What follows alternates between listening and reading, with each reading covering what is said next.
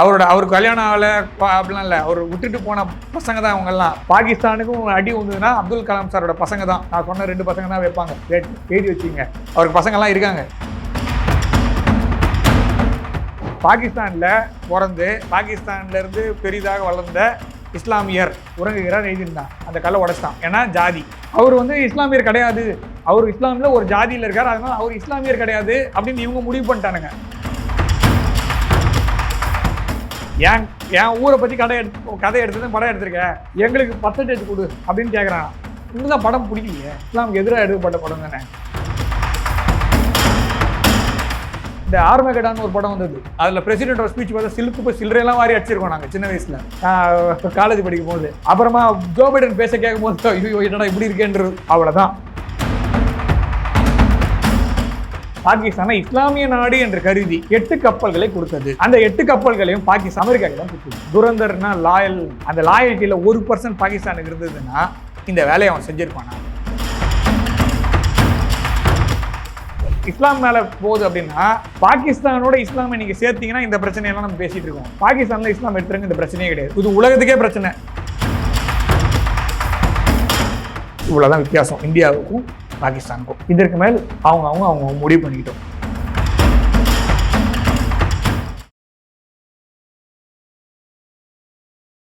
இளைய பாரத நேயர்களுக்கு வணக்கம். இன்னைக்கு நம்ம நேர்களில் நம்ம சிறப்பு விருந்தினர் ஜியோ பொலிட்டிக்கல் அனலிஸ்டான கணேஷ்குமார் சார் அவர்கள் தான். சார் வணக்கம். வணக்கம். ஜெயஹிந்த் சார். துரந்தர் பார்ட் 2 இப்போ வர புதுசாக விட்டுருக்காங்க.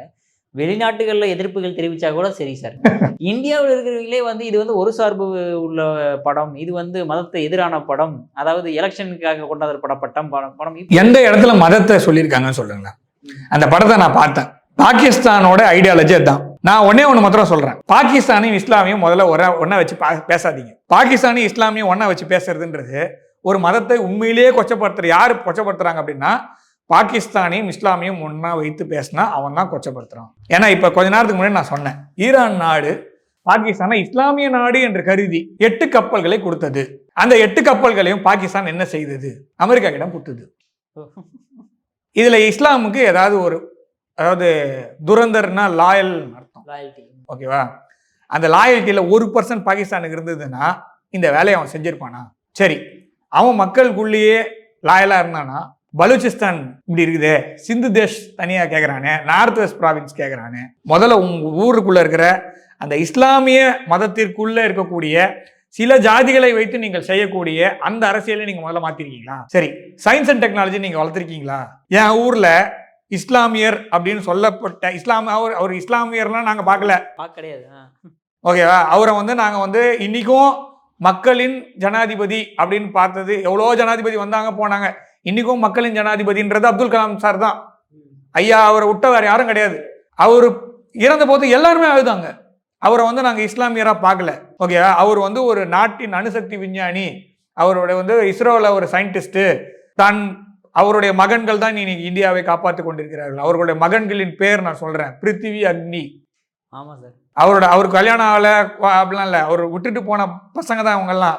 பாகிஸ்தானுக்கும் அடி வந்ததுன்னா அப்துல் கலாம் சாரோட பசங்க தான். நான் சொன்ன 2 பசங்க தான் வைப்பாங்க. எழுதி வச்சுங்க. அவருக்கு பசங்கள்லாம் இருக்காங்க, இந்த பேர்ல இருக்காங்க. அவர் கேனிஸ்டர் டெக்னாலஜி கொண்டு வரணும்னு பார்த்தாரு. இன்னைக்கு மற்றவங்கலாம் இன்னைக்கு இலான் மஸ்க் பேசுறதெல்லாம் 20 வருஷத்துக்கு முன்னாடியே அப்துல் கலாம் சார் பேசுனது தான். அவருக்கு அந்த சமயத்தில் நம்ம இந்தியாவுடைய டெக்னாலஜி பிளஸ் பொருளாதாரம் பிளஸ் அரசியல் ஸ்திரத்தன்மை இல்லாமல் போனதுனால நம்மளுக்கு இப்படி ஆயிடுச்சு. மற்றபடி நம்ம எல்லாத்தையுமே அச்சீவ் பண்ணியிருப்போம், ஓகேவா? ஸோ அவரை நான் இஸ்லாமியராக பார்க்கணுமா இல்லை இந்தியராக பார்க்கணுமா, இல்லை நான் சில பேர்லாம் கடவுள் ஸ்தானத்தில் வச்சு பார்க்குறாங்க அவரை, ஓகேவா? அப்படிதான் இருக்கு. ஸோ இதுதான் இந்தியாவுடைய தன்மை. இதே கிளாஸ்ல அதே பேர்ல சயின்டிஸ்ட் கிளாஸ்ல இன்னொருத்தர் இருக்கார், அதே பேர்ல எடுத்துக்கோங்க. பாகிஸ்தானுடைய விஞ்ஞானி, இயற்பியல் மேதை அப்துல் சலாம் அப்படின்றவர் அந்த ஊர்ல பிறந்தாரு. பெரிய சயின்டிஸ்ட், நோபல் பரிசு பெற்ற பாகிஸ்தானியர், நோபல் பரிசு பெற்ற இஸ்லாமியர். பெருமையா இருக்குல்ல நம்மளுக்கு கூட. ஒரு நோபல் பரிசு பெற்றாருன்னா ஒரு பெருமை தான் இருக்கும். ஜென்ரலா நான் சொல்றது, யாராவது ஒருத்தர் நோபல் பரிசு வாங்கினாங்கன்னா அது எந்த நாடா இருந்தாலும் பரவாயில்ல, ஏதோ பெரிய சாதனை பண்ணியிருக்காரு, பாராட்டுக்கள் அப்படின்னு இருக்குல்ல. அவங்க ஊர்ல அவர் மரணித்த பிறகு அவருடைய சமாதியின் மீது வைத்தப்பட்ட கல்லில் இந்த இடத்துல அந்த டோம் ஸ்டோன் அதில் எழுதியிருக்காங்க, இங்கு நோபல் பரிசு பெற்ற இஸ்லாமியர் உறங்குகிறார் எழுதியிருக்காங்க. அதுல ஏதாவது தப்பு இருக்கா? இஸ்லாமிய நீங்க சொன்னீங்க இஸ்லாமுக்கு எதிராக இந்த படம் இருக்குன்னு சொன்னீங்கல்ல, பாகிஸ்தானில் பிறந்து பாகிஸ்தான்லேருந்து பெரிதாக வளர்ந்த இஸ்லாமியர் உறங்குகிறார் எழுதியிருந்தான். அந்த கல்லை உடைச்சிட்டான். ஏன்னா ஜாதி. அவர் வந்து இஸ்லாமியர் கிடையாது, அவர் இஸ்லாமில் ஒரு ஜாதியில் இருக்கார், அதனால அவர் இஸ்லாமியர் கிடையாது அப்படின்னு இவங்க முடிவு பண்ணிட்டானுங்க. ஸோ அப்போ அதை நீங்கள் ஒத்துக்கிறீங்கன்னா பாகிஸ்தான் இஸ்லாமிய நாடுன்னு ஏற்றுக்கலாம். அவ்வளோதான் பாகிஸ்தான். ஓகேவா? நெக்ஸ்ட்டு ஃபினான்ஷியலி ஏதாவது ஒரு நாட்டுக்கிட்ட பணம் வாங்கலாம். ஓகே, எல்லா நாட்டுக்கிட்டும் பணம் வாங்குற. இஸ்லாமுக்காக நீ என்ன செஞ்ச? இஸ்லாமியர்களுக்காக ஏதாவது செஞ்சியா? இல்லை. இஸ்லாமிய நாடுகள்லேருந்து பிச்சை எடுத்துகிட்டு வந்த பணத்தை இங்கே வச்சுருந்தேன். ஓகேவா? அது மூலமாக அந்த மக்களுக்கு ஏதாவது செஞ்சியானா? இல்லை. இந்தியாவை காலி பண்ணுறதுலேயே உன்னோட குறி இருந்ததை தவிர அவங்களுடைய வாழ்க்கை முறையும் வாழ்க்கை தரம் உயர்த்துவதற்கு ஏதாவது செஞ்சியா?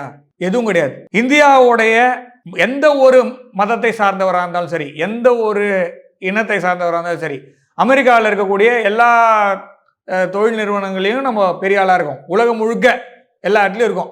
எந்த ஒரு பெரிய கம்பெனி கேட்டாலும் நம்ம ஆள் தான் இருக்கான். சரியா? அந்த மாதிரி பாகிஸ்தான்ல எதாவது இருக்குதா? தீவிரவாத இயக்க தலைவரை தவிர வேற ஏதாவது நீங்கள் கொடுத்துருக்கீங்களா நாட்டுக்கு? அப்படின்னா இஸ்லாம் இதை சொல்லுதா? இல்லை. அப்போ இஸ்லாமுக்காக இவங்க எதுவுமே செய்யலை. சரி, பாப்புலேஷன்லையாவது நீங்கள் எதாவது வரீங்களான்னா இந்தியா தான் 2வது இஸ்லாமிய ஜனத்தொகை, பெரிய ஜனத்தொகை கொண்ட நாடு இந்தோனேஷியாவுக்கு அப்புறமா. சரி, அதுலேயும் நீ எதுவும் பண்ணல. சரி, இங்கே வந்து நாங்கள் அதெல்லாம் பிரிச்சுலாம் பார்க்காம தான் இருக்கோம். ஸோ ஒரே ப்ராப்ளம் என்னென்னா, பாகிஸ்தானி இஸ்லாமியும் நீங்கள் ஹைஃபனேட் பண்ணிட்டீங்கன்னா உங்களுக்கு இந்த பிரச்சனையெல்லாம் வரும். இப்போ நம்ம பேசுறது எல்லாமே எதை பற்றி பேசிகிட்டு இருக்கோம்? பாகிஸ்தானை பற்றி தான் பேசிகிட்டு இருக்கோம், இஸ்லாமை பற்றி பேசல. இதெல்லாம் ஏன் நம்ம ஏன் வந்து நம்ம இது இஸ்லாம் மேலே போகுது அப்படின்னா, பாகிஸ்தானோட இஸ்லாமை நீங்கள் சேர்த்தீங்கன்னா இந்த பிரச்சனையெல்லாம் நம்ம பேசிகிட்டு இருக்கோம். பாகிஸ்தானில் இஸ்லாம் எடுத்துருங்க, இந்த பிரச்சனையே கிடையாது. இது உலகத்துக்கே பிரச்சனை. கரெக்டாக இல்லையா? அவ்வளோதான். இப்போ நீங்கள் பண்ண வேண்டியது என்னென்னா, பாகிஸ்தான் முதல்ல இஸ்லாமிய நாடா இல்லை அப்படின்னு அவங்க மக்கள் தான் முடிவு பண்ணணும். அது பாகிஸ்தான்ன்றது ஒரு ஆர்டிஃபிஷியல் ஸ்டேட். நான் அப்படி தான் பார்க்குறேன். பாகிஸ்தான் உருவாக்கப்படும் பொழுது அதற்கென்று ஒரு ஐடியல் இருந்தது, அது தேவை இருந்தது. ஆனால் இப்போது அந்த தேவை இல்லை. பாகிஸ்தான் என்று ஒரு நாடு இருப்பதற்கான தேவையே இல்லை. அந்த நாட்டு மக்களுக்கு அது தெரியும். நான் அதுவும் சொல்ல தேவையில்லை. அப்படி இருக்கும்போது பாகிஸ்தானில் நடக்கக்கூடிய விஷயங்களை சொல்லும் பொழுது கோபம் வருது அப்படின்னா, நீங்கள் கோபப்பட வேண்டியது பாகிஸ்தானுடைய ஆளும் வர்க்கத்தின் மீது. இங்கே இருக்கக்கூடிய ஆதித்ய தர்ரோ இல்லைன்னா அவங்க டீம் மேலே கோபப்படக்கூடாது. ஏன்னா நடந்தது தான் அவங்க படம் எடுத்திருக்காங்க. இல்லைன்னு அவங்க மக்களே ஒத்துக்க மாட்டாங்க. அவன் என்ன சொல்கிறான், அவன் மக்கள் பாகிஸ்தான்லேயே இட்டுங்க அந்த படம். ஆமாம், பாகிஸ்தான்லேயே இட்டு அந்த படம். ஓகேயா? முதல் சீரீஸாவது பார்த்தீங்கன்னா வளைகுடா நாடுகள்லாம் கூடாதுன்ட்டாங்க. இப்போ அதுவும் கிடையாது, எல்லாரும் பார்க்க ஆரம்பிச்சிட்டாங்க. அது கூட அதாவது விபிஎன் போட்டு பார்த்தானுங்க எல்லாரும். விபிஎன் போட்டு எல்லாரும் பார்த்துன்னு தான் இருக்காங்க இன்றைக்கும். அது அவங்களுக்கு ஆக்சுவலாக அவங்களுக்கே சொல்லணும்னு ஆசை, பாகிஸ்தான் நாட்டுக்காரங்களுக்கே இதை சொல்லணும்னு ஆசை. ஆனால் எடுக்க முடியல. ஒரு விதத்தில் ஆதித்யருக்கு அவங்க நன்றி கடன் பண்ணிருக்காங்க. நடந்த விஷயத்த தான் சொல்லியிருக்காங்க. அப்புறமா இந்த படம் நல்லா இல்லைன்னு சொன்னால் லயாரியில் எதுக்கு இங்கே பணம் கேட்குறீங்க? லயாரி டவுன்ஷிப் இருக்குதுல்ல, அவன் வந்து பணம் கேட்குறான் ஆதித்ய தர்கிட்ட. 80% நீ இதை வச்சு தான் படம் எடுத்திருக்கிற, என் ஊரை பற்றி கதை எடுத்து படம் எடுத்திருக்க, எங்களுக்கு பர்சன்டேஜ் கொடு அப்படின்னு கேட்குறான். உங்களுக்கு தான் படம் பிடிக்கலையே, இஸ்லாமுக்கு எதிராக எடுக்கப்பட்ட படம் தானே, அதுக்கப்புறம் எதுக்கு பணம் கொடுக்கணும்? இங்கே ப்ராப்ளம் அது கிடையாது. இங்கே ப்ராப்ளம் ஒன்றே ஒன்று மட்டும்தான். இந்த உலகம் பாகிஸ்தானையும் இஸ்லாமியும் சேர்த்து வச்சு பேசுறது தான் ப்ராப்ளமே. பாகிஸ்தானுக்கு இஸ்லாமுக்கு சேர்த்து வச்சு பேசுறது இங்கே இருக்கக்கூடிய இஸ்லாமியர், நம்மளோட இஸ்லாமிய சகோதரர்கள்ல, அவனுக்கு நீங்கள் செய்யக்கூடிய மிகப்பெரிய ப்ராப்ளம் அது. அவங்களையும் இவங்களையும் ஒரே ஸ்டேட்டில் வைக்கவே முடியாது.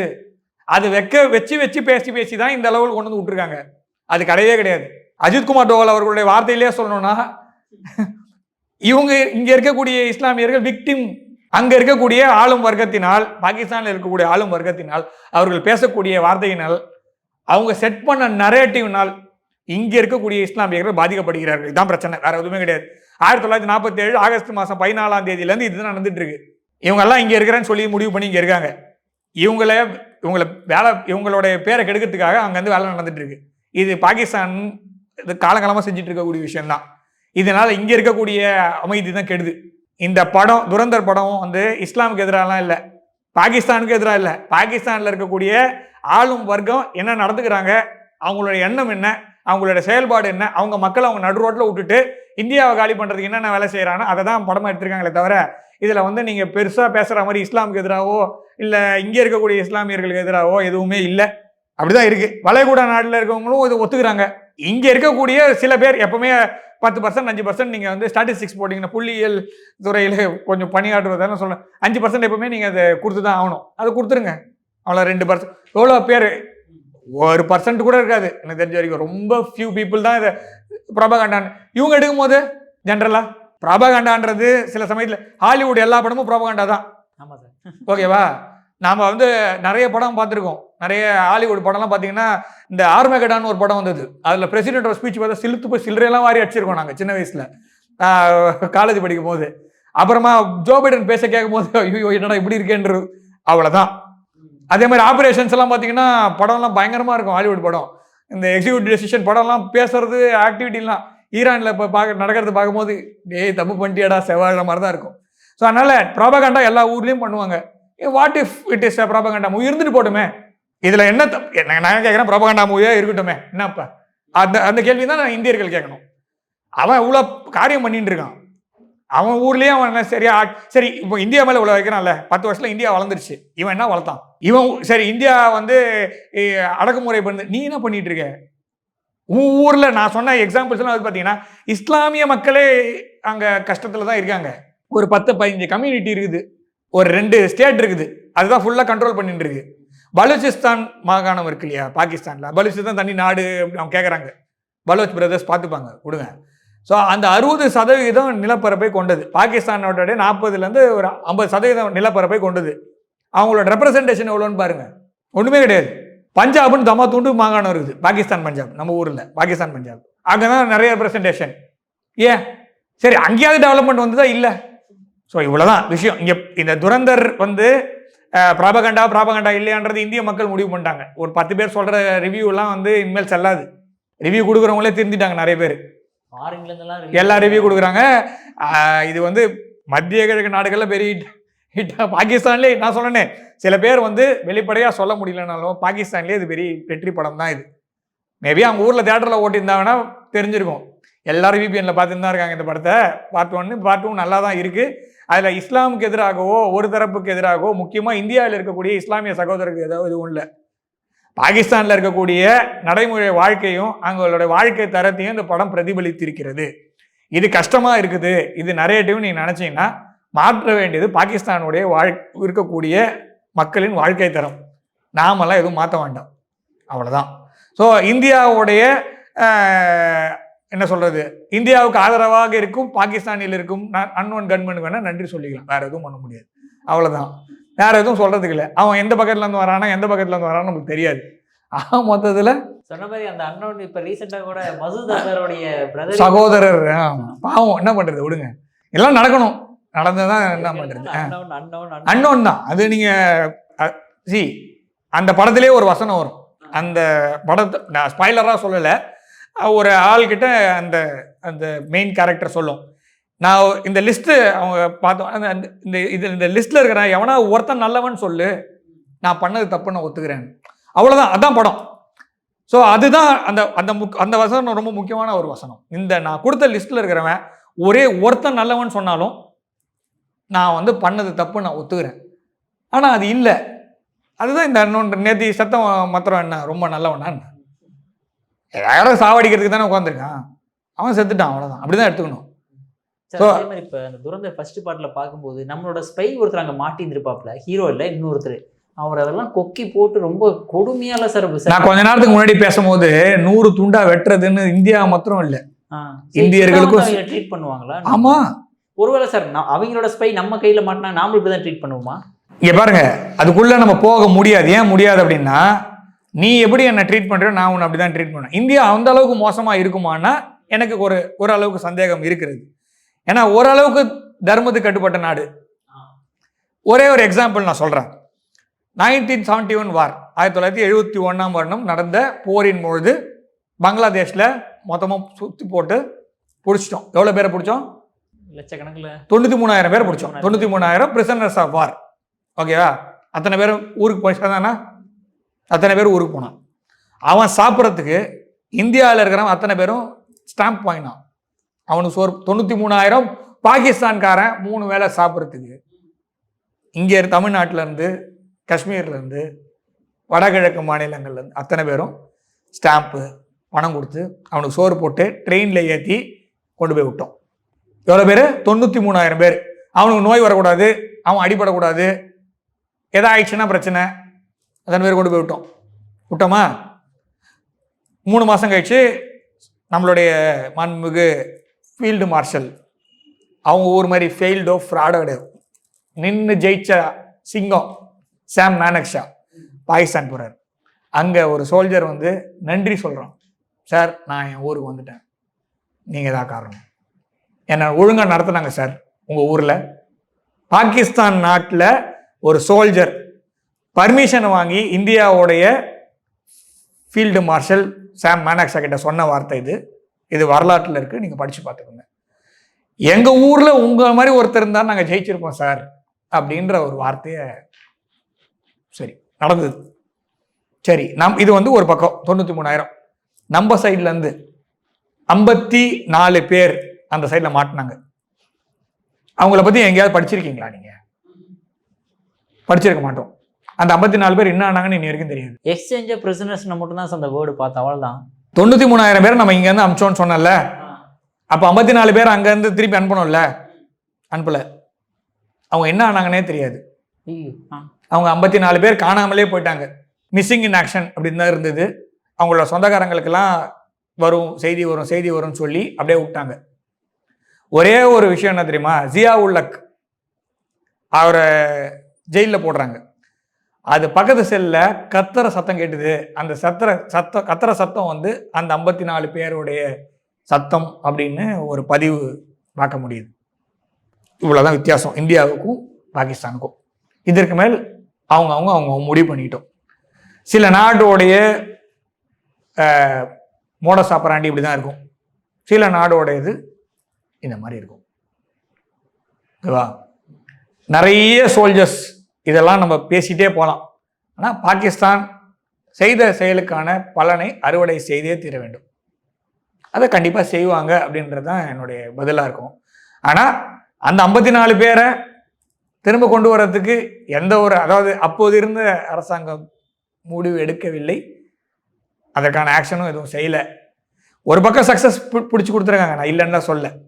ஆனால் இந்த பக்கம் சில விஷயங்களும் இருக்குது, கிரே ஏரியாஸ்ன்னு சொல்லுவாங்க. சார் அபிமன்யு மாட்டின உடனே இங்கிருந்து ரவுண்டு விட்டதில் அவனே மரியாதையாக கொண்டு வந்து விட்டு போனால சார், ஒரே ஒரு சோல்ஜர் சார் அது. அதை தான் சொல்கிறேன். அதுதான் அபிநந்தன் வர்தமானன் உள்ளே போன உடனே நடந்த விஷயம் அப்போது நடக்கவில்லை.